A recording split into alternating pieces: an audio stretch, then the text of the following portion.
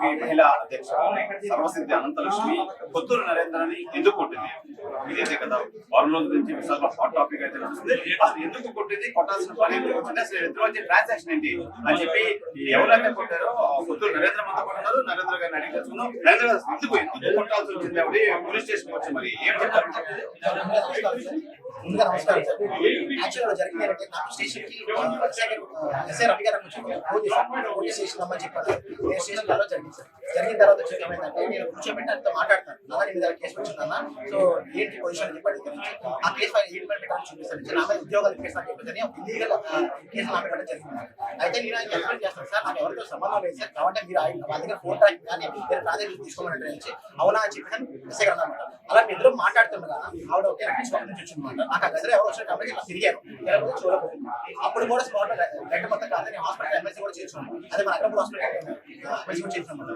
దాని తర్వాత ఏమైంది, ఎందుకమ్మా కొట్టేవారు అడిగితే నాకు డబ్బులు ఇవ్వాలి చెప్పడం. యాక్చువల్లీ నాకు ఆవిడకి లావాదేవీ లేవండి. 2016లో ఆవిడ ఉన్నది పార్ట్నర్. నా సంస్థ పేరు రెస్పాన్స్ యాడ్స్ ప్రైవేట్ లిమిటెడ్ అనమాట. అది 2016లో స్టార్ట్ చేశాను. అది టీపీఎస్ఆర్కి సంబంధించింది. నాకు నారా చంద్రబాబు నాయుడు గారు అండ్ పుల్లల సీతారాం గారు వాళ్ళు నాకు తప్పి చూడబట్టి నేను చేస్తున్నాను. అప్పుడు సీఎం గారు కలిశాను, లోకేష్ గారు కలిశాను. ఇప్పుడు మేడం అంతయ్య గారు అప్పుడు ఎమ్మెల్యే ఆవిడ కూడా కలవడం జరిగింది. కలిసి వెనక జరుగుతుంటే నాకు పంపించుకోవడం జరిగింది. నేను వ్యాపారం చేసుకున్నాను. చేసుకున్న తర్వాత ఆ తర్వాత ఏమైందంటే నాకు ఆవిడ 20 లక్షలు పెడతానని చెప్పి పెట్టుబడి పెడతాను, సబ్మిట్ చేస్తాను, నా పార్ట్నర్షిప్ 20 లక్షలు పెడతానని చెప్పి 2 లక్షల రూపాయలు ఆవిడ బంగారం తాకట్టు పెట్టి ఒక గ్రామీణ బ్యాంక్ లో గ్రామీణ బ్యాంక్ లో తాకట్టు పెట్టి నాకు 2 లక్షల రూపాయలు, అది కూడా నాకు కదండి, అది బెస్ట్ ఏపీఎస్ఆర్టీసీ ట్రాన్స్ఫర్ చేసిన అంటే వాళ్ళ కాంటాక్ట్ దానికి పే చేశారు. ఆ పే చేసిన అమౌంట్ అది 2 లక్షల పే చేశారు. దాని తర్వాత పెట్టి 23 లక్షలు వద్దానమ్మా మనం సీఎం డబ్బులు పెట్టుకుంటామని చెప్పన్నా కదా, సో మన గ్రాండ్ వచ్చిన ఆ డబ్బులు ఇస్తారమ్మా ఖచ్చితంగా చెప్పాలి. అప్పుడేమైంది, మీరు రానుంటే 75 లక్షల దాకా మేము నేను నా పార్ట్నర్స్ మొత్తం అంతా ఇల్లు తాకట్టు పెట్టుకొని నా ప్రాజెక్ట్ మీద నమ్మకం ఉంది వచ్చి పెట్టుకుని వస్తుంది. వచ్చిన తర్వాత రానే వచ్చింది ఓపెనింగ్ రోజు మా ప్రాజెక్ట్ రన్ అయిపోయింది, సాఫ్ట్వేర్ అయిపోయింది. ఇలా ట్రయల్ రన్ అవుతున్న టైంకి మేడం మనం వచ్చే 15 మనం సీఎం గారితో ఒప్పుకుంటున్నాం కదా, డబ్బులు ఇవ్వండి ఏ డబ్బులు అడిగిస్తున్నాం.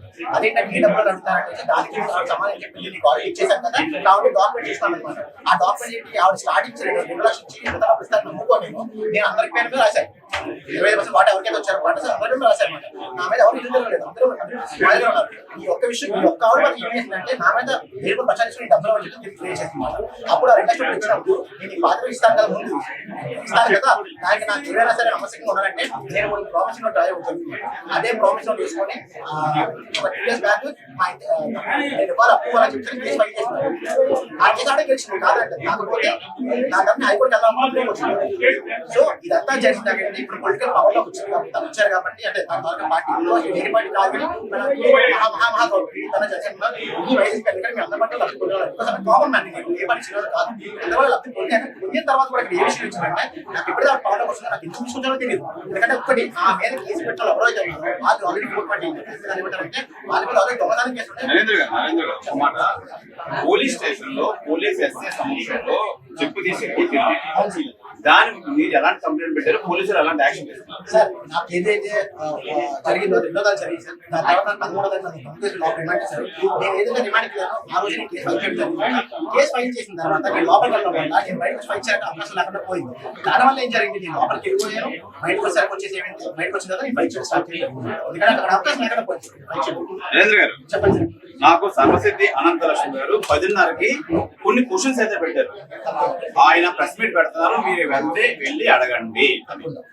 నెంబర్ 1, 25 లక్షలు ఇవ్వటం వాస్తవం కాదా, మీ సంతకం పెట్టలేదా, వాస్తవం కాదా అంటే అన్ని చూపిస్తే కదా కోర్టు జడ్జిమెంట్ ఇస్తుంది. ఏమంటారు?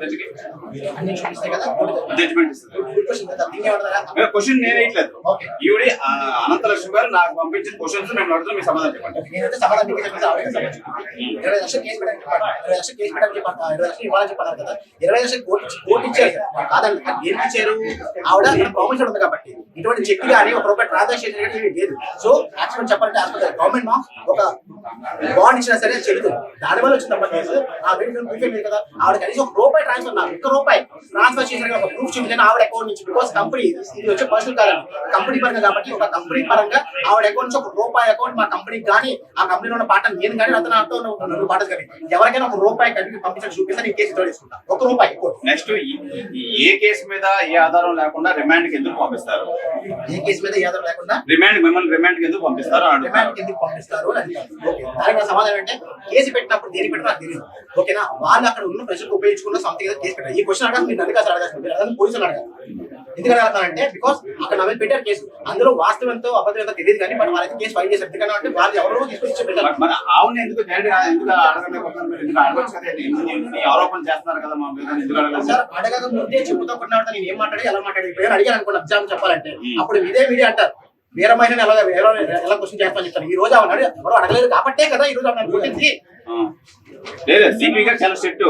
ఆవిడ పార్టీ గారు కానీ ఏం చూడలేదు. ఒక్కసారి ఇక్కడ సిపి గారు కానీ పోలీస్ వ్యవస్థ కానీ ఎటువంటి నెగిటివ్ మాట్లాడారు. బికాస్ ఆవిడ కేసు పెట్టారు, ఆవిడ వర్షం కూడా కేసు పెట్టారు, దాంట్లో నిజవంత వాసన వాళ్ళు కేసు తీసుకున్నారు.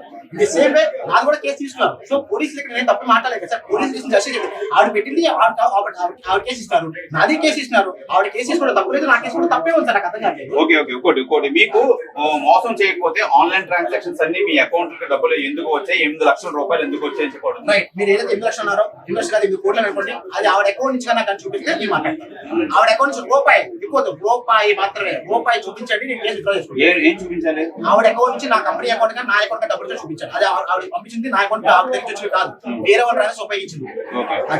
నెక్స్ట్ ఇంకోటి ఏంటంటే ఈ రైటర్ గోవింద్ మీ బంధువు కాదా, మీ తమ్ముడికి వస్తే ఎందుకు పంపించేసారు? మా తమ్ముడు వచ్చారని చెప్పి స్టేషన్ లో నేను మళ్ళీ పెడతా కావాలంటే సార్ తావని కేసు పెట్టని చెప్పండి. స్టేషన్ లో మా తమ్ముడు అడుగు పెట్టాడని చెప్పేసి స్టేషన్ లో మా తమ్ముడు అడుగు పెట్టాడని చెప్పి మీరు ఏదన్నారో అడుగు పెట్టని చెప్పి ఫైనల్ గా ఓకే పేరు మేము అడిగాము. ఫైనల్ గా చెప్పుతో కొట్టడం అనేది ఎవరైనా చాలా ప్రెస్టీజ్ గా తీసుకుంటారు. దాని మీద ఎటువంటి యాక్షన్ మీరు తీసుకోమని పోలీసులు చెప్తారు? పోలీసులు ఎటువంటి యాక్షన్ తీసుకుంటారు? సార్ నేను యాక్చువల్లీ పోలీసు వాళ్ళకి రిక్వెస్ట్ చేస్తున్నాను సార్. ఆవిడకి సేమ్ వే నా పోలీసు వాళ్ళు అదే చెప్పారు. ఆవిడ కేసు పెట్టారు తీసుకున్నాను, ఇక్కడ కేసు పెట్టారు తీసుకున్నాను. నా దగ్గర ఏంటంటే నన్ను చెప్పుతో కొట్టారు కదా సార్. యాక్చువల్ చెప్పాలంటే నన్ను చెప్తా, ఎందుకంటే ఒక మగాడికి చెప్పాలంటే ఒక మగాడిని ఒక 30 years ప్లస్ ఉన్న మగాడిని పోలీస్ స్టేషన్ అది కూడా పోలీస్ స్టేషన్ సార్. అంటే మళ్ళీ హోమ్ మినిస్టర్ తారీఖు చెప్తాను. ఇంకొకటి సార్ నేను మధ్యలోని 14 రోజులు పోయాక నన్ను పిలిచాను, నేను ఎంక్వైరీకి పిలిచాను స్టేషన్. అప్పుడు కూడా ఈ మాట చెప్పలేదు కానీ అప్పుడు నాకు చంటి అంటే వాళ్ళ ఆయన నాకు బెదిరించాడు. ఎవరు బెదిరించాడు? మేము ఎన్కౌంటర్ చేస్తాము, నా దగ్గర ఉన్న నా చేస్తున్నారు, నేను గవర్నమెంట్ ఎన్కౌంటర్ చేసినట్టే నాకు యాక్చువల్ దగ్గర మీద చాలా పోషం. ఎందుకంటే రమ్మంత కారణం కానీ స్టార్టింగ్ అవడం చాలా బాగా ఇచ్చాడు సపోర్ట్. ఆయన ఆవిడ కానీ ఎమ్మెల్యే పలాసి కానీ చాలా బాగా సపోర్ట్ చేయాలి. గురువారు అమర్నాథ్ గారు కూడా సపోర్ట్ చేశారు. అంటే ఇలాంటి వాళ్ళు కానీ అంటే మాకు మీరు చాలా జనాలకి మంచి జరుగుతుందండి. సో మీ ఉపయోగపడతారు, చాలా మంచిగా మన గవర్నమెంట్ ఫైనల్ గా మీకు ఎలాంటి న్యాయం కావాలి? సర్వసిద్ధానంద లక్ష్మి విషయంలో మీకు ఎలాంటి న్యాయం కావాలి? సర్వసిద్ధానంద లక్ష్మి కాదు సార్, ఏదైనా ఒక కామన్ మ్యాన్ పని ఎవరికైనా సరే ఆవిడే నేనేమనంటే ఒక పదవి పట్టుకోండి ఎవరైనా సరే నాకు నిరంతరం కాదు ఎవరో అబ్బారో సంథింగ్ ఎవరవచ్చు ఏదైనా సరే మనం కేసులో పెట్టుకోవడం తీసుకెళ్ళాలి తప్ప న్యాయం చెప్పుకోవాలి తప్ప ఎవరిని కూడా కొట్టకూడదు చేయకూడదు. ఎందుకంటే ఇది సెల్ఫ్ రెస్పాన్సిబిలిటీ. మాట్లాడితే నా మీద వచ్చి ఈ రోజు వరకు ఈ రోజు నా మీద ఒక కేసు కూడా లేదు అని చెప్పాలి. ఆవిడ ఆరోపిస్తుంది ఏది నిజం లేదంటారా? 8 లక్షలు కానీ లేదంటే గోవింద్ విషయం కానీ ఏమి వాస్తవం లేదంటారా? అసలు ఇది వస్తుంది అక్కడ కూడా వస్తలేదు. అందరూ మీరు ఏదైనా ప్రూవ్ చేసుకొని చెప్పండి. ఫైనల్ గా మీకు ఎలా న్యాయం కావాలి సార్? ఒకటే సార్, నేను పవన్ కళ్యాణ్ గారు కోరుకుంటాను. బికాస్ నేను దేవుడిగా భావిస్తాను పవన్ కళ్యాణ్ గారిని చంద్రబాబు నాయుడు. వీళ్ళిద్దరిని మాకు వాళ్ళు చూసి వాళ్ళ వల్ల పర్మిషన్ వచ్చే చేస్తానమాట.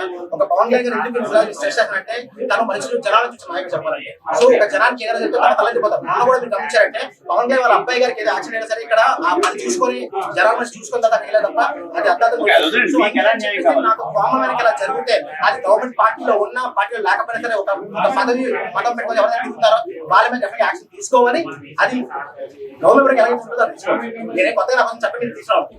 అనంతలక్ష్మి విషయంలో మీకు న్యాయం కావాలి. సంతోషమే కాదు సార్, సంతోషమే ఎవరన్నా మీకు జరిగిన న్యాయం చెప్పండి. అదే సార్ నాకు జరిగింది చెప్తాను కదా, నాకు కావాల్సిన జస్టిస్ కావాలి. Because as a matured guy 30 years plus guy వేరే working software company. Okay, so నాకేంటంటే అన్యాయం జరిగింది చదువుకోవడానికి, అది కూడా పోలీస్ స్టేషన్ లో. అంటే రోడ్డు మీద ఎన్ని ఆలోచిస్తారు చూడండి, దౌర్జన్యం చేసి 11 కేసులు ఆవిడ ఎఫ్ఐఆర్ కాలేదు, 10 బయట కేసులు ఉన్నాయి, 23 కేసులు ఉన్నాయి ఆవిడ మీద. అండ్ ఇప్పుడు ఏవైతే టీడీపీ బడ్జెట్ చేస్తారో నిజంగా చెప్పండి టీడీపీ పార్టీ కాదు. ఎందుకంటే మీకు ఇందాక కూడా ఆవిడ చెప్పాను, లాస్ట్ ఇయర్ 2019 ఎలక్షన్లోని అప్పుడు కూడా నాయుడు దగ్గర 5 లక్షలు, నాయుడు గారి దగ్గర 5 లక్షలు తీసుకుంది ఆవిడ మర్చిపోవాలి చెప్పారు. ఆవిడ టీడీపీ సార్, ఆవిడ యాక్చువల్ పల్లా శ్రీనివాసరావు గారిని సైడ్ అవుతే ఎమ్మెల్యే వచ్చి అనమాట. ఎందుకంటే పార్టీ వల్ల వచ్చు, లేకపోతే ఏమంటారు క్యాష్ పని వచ్చి ఇద్దరు very illegal activity, very illegal activity. Common man కి చెప్పాలంటే అక్కడ కూడా న్యాయం జరగట్లేదు. అది ఇలాంటి వల్ల గవర్నమెంట్ ఎంత పడుతుంది, ఇలాంటి వాళ్ళ మాత్రమే గవర్నమెంట్ ఎంత పడుతుంది. బికాస్ గవర్నమెంట్ ఎవరు అలా చేయమని చెప్పరు, చట్టం నుంచి ఎవరు కూడా చెప్పరు. ఇలాంటి బేసిక్ వల్ల జరుగుతుంది. దయచేసి నాకు న్యాయం చేయండి. Thanks for coming. ఇది రోజు ఒక మహిళా అధ్యక్షురాలు సరస్వతి అనంతరం లక్ష్మి విషయంలో అయితే మనకి న్యాయం చేకూర్చాలి. ఆవిడ ఏదైనా ఆరోపిస్తుందో అందులో ఏది ఒక్క విషయం కూడా వాస్తవం లేదు. 8 లక్షల రూపాయలు కానీ అలాగే ఆ రైటర్ గోవింద్ కానీ నాకు సంబంధం లేదు. అన్ని ఆరోపణలు మాత్రం దయచేసి నాకు ఎటువంటి సంబంధం లేదు. కంపల్సరిగా నాకు ఈ విషయంలో అనంతలక్ష్మి విషయంలో నన్ను పోలీస్ స్టేషన్ లో అది ఎస్ఐ ముందు కొట్టింది. దానిలో కంపల్సరిగా నాకు న్యాయం చేకూరాలి. కంపల్సరిగా నా ఇగో హత్య అయింది. ఒక ప్రొఫెషన్ లో ఉన్న నన్ను ఇలా చెప్పించుకోవడం, అది పోలీస్ స్టేషన్ లో కొట్టడం అనేది చాలా బాధాకరమైన విషయం. కంపల్సరిగా నాకు న్యాయం చేకూరాలని చెప్పి డిప్యూటీ సీఎం పవన్ కళ్యాణ్ అయితే అభ్యర్థిస్తున్నారని చెప్పి పొద్దున్న నరేంద్ర అయితే తెలియజేస్తారు. మరిన్ని వీడియోస్ కోసం ఛానల్ ని సబ్స్క్రైబ్ చేయండి. లేటెస్ట్ అప్డేట్స్ కోసం వాట్సాప్ ఛానల్ ని ఫాలో అవ్వండి. అండ్ లింక్ డిస్క్రిప్షన్ లో ఉంది.